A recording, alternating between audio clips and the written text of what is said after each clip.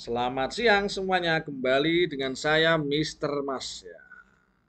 Hari ini kita akan belajar terkait layanan BK, yaitu bimbingan karir BK dengan judul menentukan kampus, jurusan atau kuliah ya. Mohon diperhatikan ya untuk kelas 12 terutamanya, karena ini juga tidak menutup kemungkinan bahwa kelas 12 paling tidak ya 5 sampai 10% itu ingin melanjutkan ke perguruan tinggi ya. Kita langsung saja ya. Hmm, ya ini. Judulnya ini ya. Siswa semua kita tahu bahwa sekitar beberapa hari yang lalu Presiden kita tercinta ya Bapak Presiden Joko Widodo kan ada pertemuan atau rapat dengan para rektor seluruh Indonesia di Geraha Universitas Negeri Surabaya. Itu kan Bapak Presiden banyak mengeluhkan bahwa penduduk Indonesia itu sangat sedikit sekali yang kuliah. Nah, dengan adanya ini, materi ini bisa membantu kalian bagaimana sih cara menentukan kampus, memilih kampus yang baik, ya, kampus yang baik dan benar, supaya tidak salah jurusan, tidak menyesal nantinya. Ya, langsung saja, ya. Next. Ini ya, yang pertama dalam memilih jurusan, kampus, program studi atau prodi itu yang perlu diperhatikan adalah bakat dan minat kalian. Ya, apa sih bakat dan minat itu? Ini bahasa teorinya seperti ini ya. Nah, bisa kalian baca sendiri. Akan saya jelaskan menggunakan bahasa yang simpel sekali. Jadi kalau bakat itu suatu keunggulan, itu suatu kemampuan yang dimiliki sejak lahir atau sejak kecil. Contohnya bakat menyanyi, bakat berhitung, matematika, atau bakatnya di IPA, ya kan? Dia kalau belajar bentar langsung bisa, itu bakat.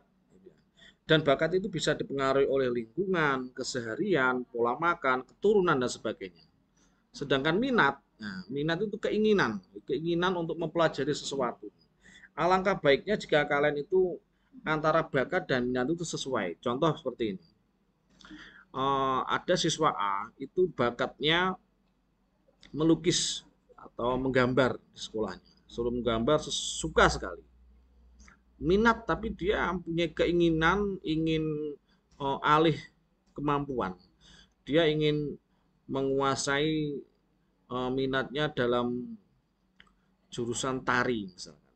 Itu kan nggak sama bakat dan minatnya. Apakah boleh diteruskan? Boleh sekali.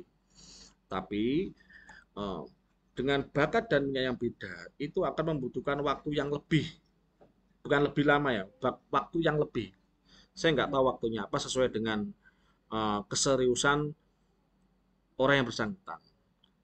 Jadi kalau siswa A tersebut ingin menguasai tari, itu akan membutuhkan waktu yang lebih daripada siswa yang sudah dari awal sudah bakat menari. Itu. Beda lagi jika tadi siswa A bakatnya sudah jelas ya, misalkan menggambar, dia mengambil kuliah jurusan seni bagian melukis, itu akan lebih cepat mengembangkan kemampuannya. Nah, itu.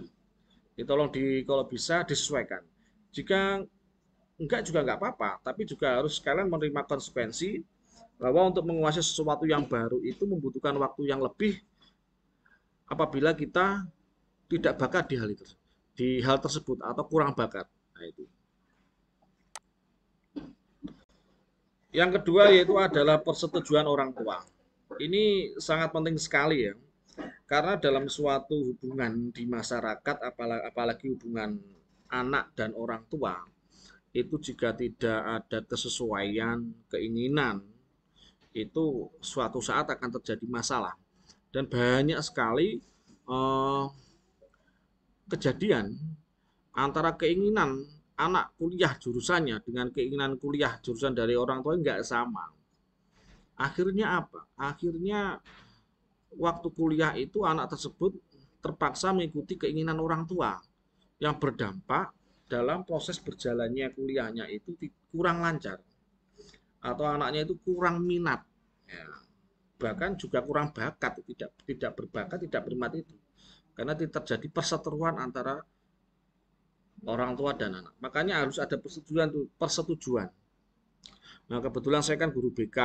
Ya, itu bisa kita bantu, kita fasilitasi ya.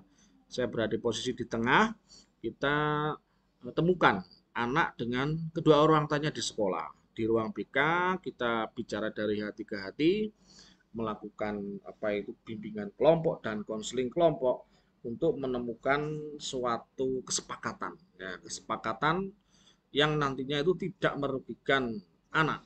Apapun ini kan ini menjalakan anak. Saya tidak mendukung membela anak dan juga tidak membela orang tua. Tapi posisi saya di tengah. Kita ambil kesepakatan bersama yang nantinya itu memudahkan kedua belah pihak. Karena apapun kan tetap biaya nanti akan di cover oleh orang tua itu. Misalkan tidak beasiswa. Next. Kemudian yang nomor 3 itu adalah koordinasi dengan guru BK atau konselor. Jadi untuk kelas siswa yang kelas 12 atau menjelang kelulusan atau mungkin alumni, tolong ini perlu diperhatikan sekali bahwa siswa itu kalau ingin melanjutkan kuliah, jangan lupa konsultasi ke guru BK atau konselor. Pak, apakah boleh konsultasi ke guru mapel lain? Boleh, wali kelas boleh. Tapi yang memang tahu detail kampusnya bagaimana, prosedur pendaftarannya bagaimana, SNBP, SNBT maupun PTKIN dan lain sebagainya, itu kan yang bisa dikatakan yang paling tahu itu adalah guru BK atau konselor. Karena dari pihak guru BK atau konselornya sendiri itu kan kerjasamanya langsung dengan kampus yang berkaitan. Waktu pendaftarannya yang sekolah itu memang yang mengurusi adalah guru BK. Jadi bisa diperhatikan guru BK itu netral, tidak ada maksud apa-apa untuk memasukkan suatu siswa ke kampus tertentu. Dan dalam koordinasi itu juga di dalam BK ada beberapa layanan ya. Saya sebutkan diantaranya seperti konseling individual ini, konsultasi. Ini bahasa teorinya seperti ini, bisa kalian baca lengkap ya.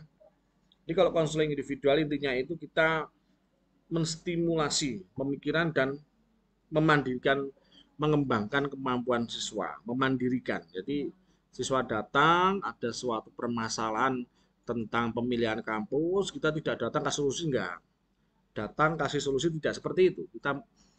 Kita stimulasi pemikiran-pemikiran siswa atau konseli itu supaya mandiri menemukan problem solvingnya atau pemecahan masalah sendiri. Ya, sedangkan konsultasi itu lebih bersifat umum.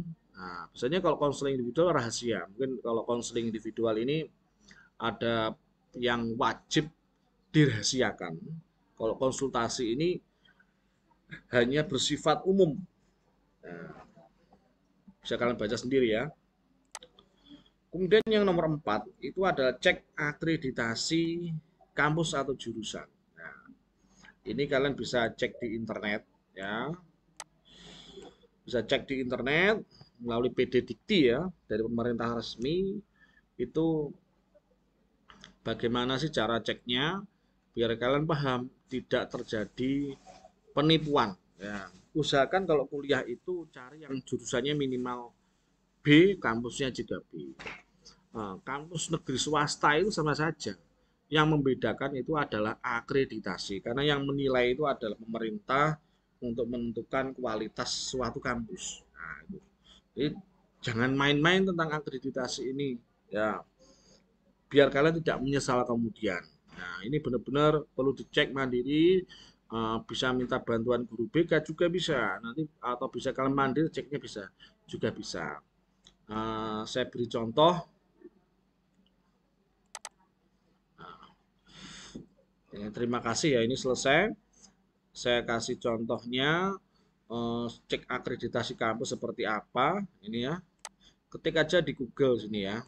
Nah, cek di Google, cara cek akreditasi kampus. Nah, enter.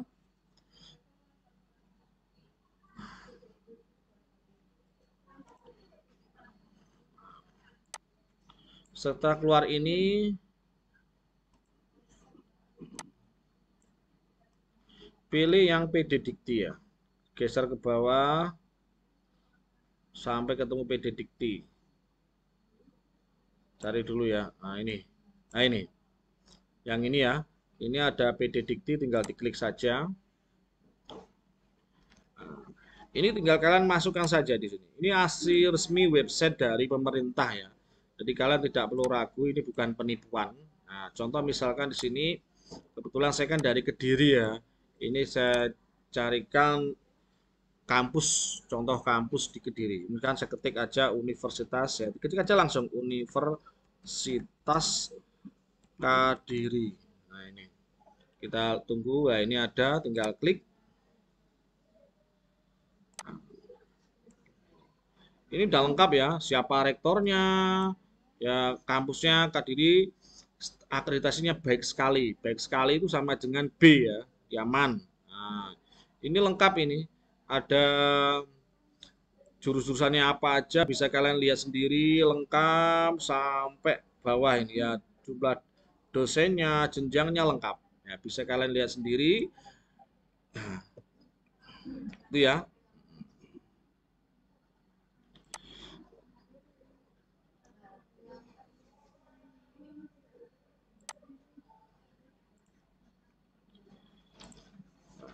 Kita kembali ke materi sebentar ya.